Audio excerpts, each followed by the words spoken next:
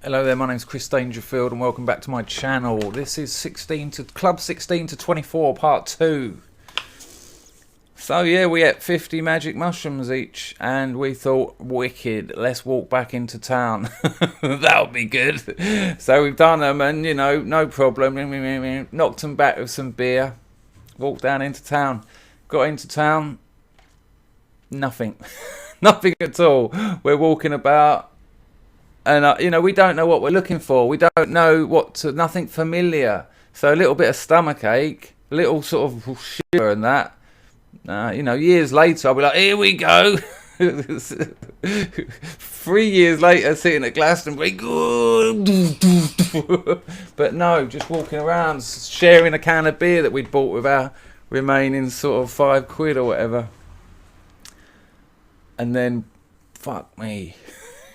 Jesus Christ, like a tsunami hit the three of us, bang. I just remember, I just looked round at my mate and his head just looked ridiculous. And I was like, oh my. And there was this communal decision that was unspoken that we needed to get back to his house rapido.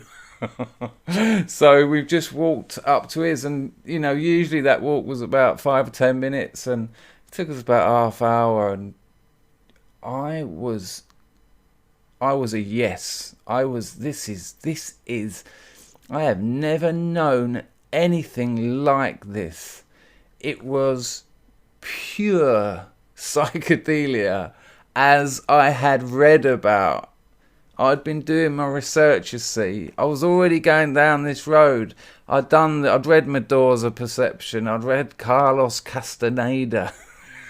What is it? Journey to Ixtlan. What is it? The Ring of Power or something? Even when I read, the Doors of Perception is slightly different, but even reading Carlos Castaneda and a load of those other hippie books, even reading them, I was thinking, nah, I ain't buying that.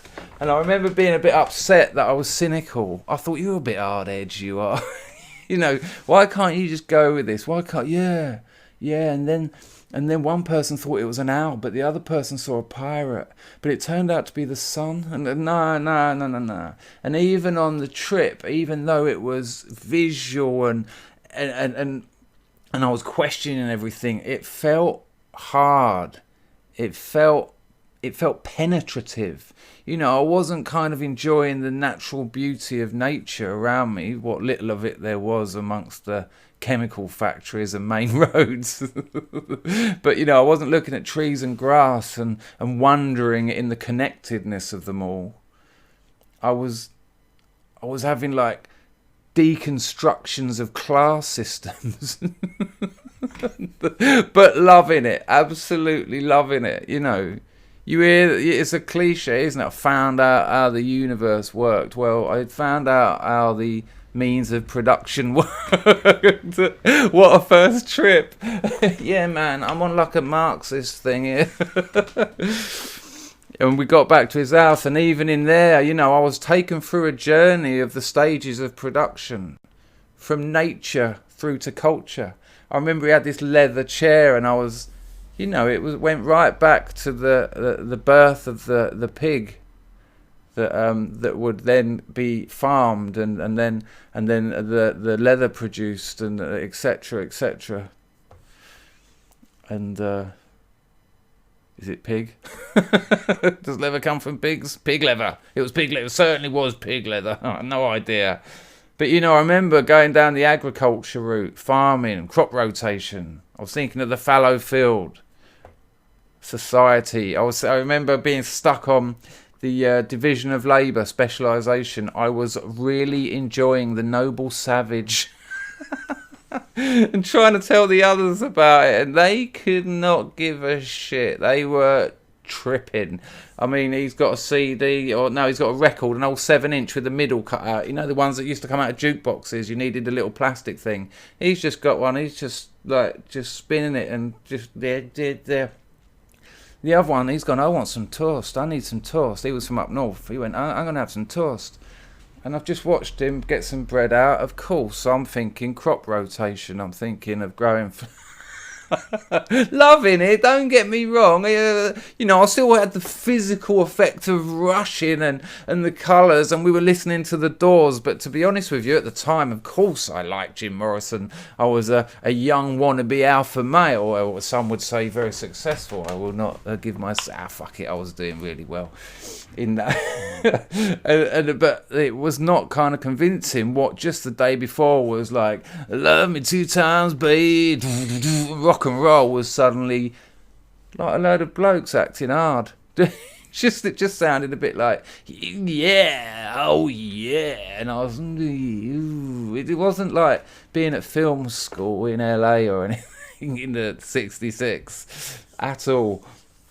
And I've watched him just stand there, and I noticed he hadn't lit the gas, and I could smell gas. And after about 5 minutes of sort of thinking, this is a bit dangerous, I went, are you just gassing that toast?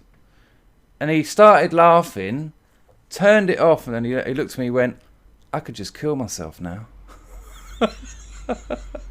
On top of the crop rotation trip, I was like, oh. And I thought I'd call his bluff. And I went, all right then, all right, let's sort that out. He went, all right then.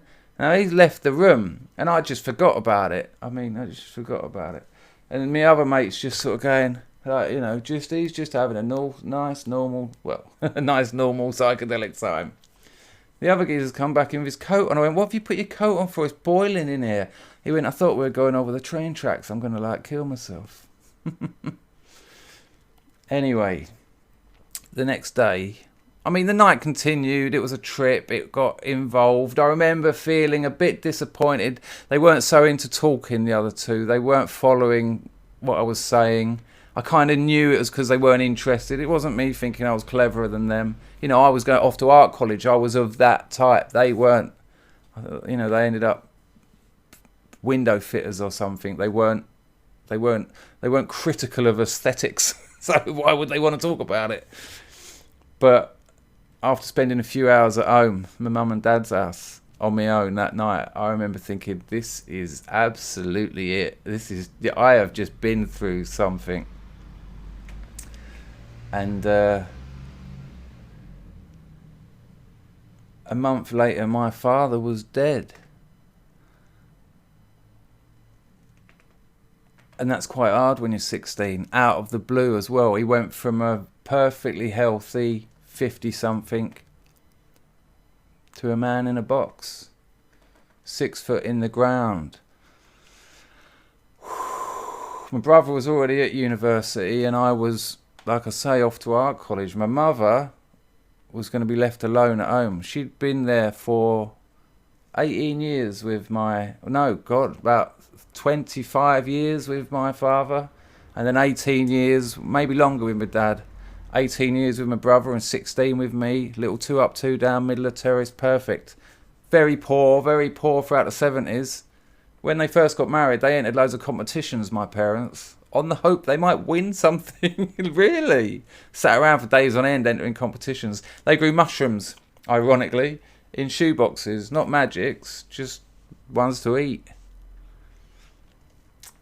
And when the 80s come along, there was a lot of money in the southeast. You know, my old man was a painter and decorator. Not a lot of money came to us, but certainly more than the 70s. We had new clothes, you know, brand new clothes. And that was amazing. You know, I remember I went up to London. I went up to just over the road from where I am now, man, a place called Flip in Covent Garden. Sold loads of American college stuff.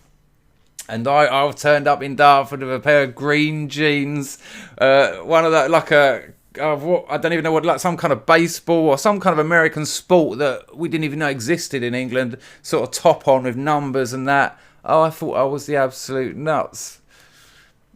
And he got some kind of virus. And they said to us, it's not the virus that's killing him, it's where it is, on the top of his spine. Anywhere else, we'll chop it out. Can't go in there with scalpels. A couple of ins and outs in the hospital. And I was coming back home on mushrooms and alcohol and hashish in the middle of the night, and he'd be laying in the front room floor, just not moving, bowl of puke next to him. And I'd be tripping. I'd go, you all right? And he'd go, no, this is bad. And then I'd go up to bed and think, yeah, this is bad. How bad is this? Then he went into a coma and died. That's bad. I'll see you in part 3.